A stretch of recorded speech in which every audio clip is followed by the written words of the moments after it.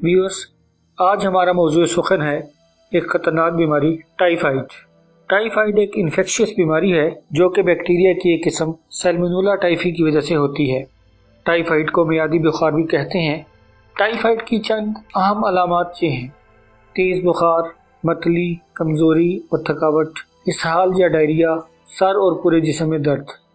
Typhoid बुखार किसी भी उम्र के अफराद को लाहक हो सकता है और इसकी अहम वजूहात में आलूदा पानी का इस्तेमाल, गैर मियारी खाने, वाशरूम को साफ न रखना और साबुन से हाथ न धोना वगैरह शामिल है। टाइफाइड बुखार का पता लगाने के लिए ब्लड विडाल टेस्ट करवाया जाता है, जिससे ये मालूम होता है कि मरीज को टाइफाइड बुखार है भी या नहीं।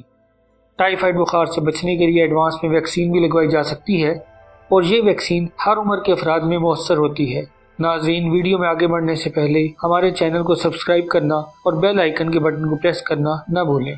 व्यूअर्स, टाइफाइड बुखार होने की सूरत में एंटीबायोटिक्स मेडिसिन के साथ फलों खसूसन केले का इस्तेमाल भी निहायत मुफीद है। इसके अलावा टाइफाइड से बचाव के लिए ये तदाबीर भी लाजमी तौर पर इख्तियार करनी चाहिए।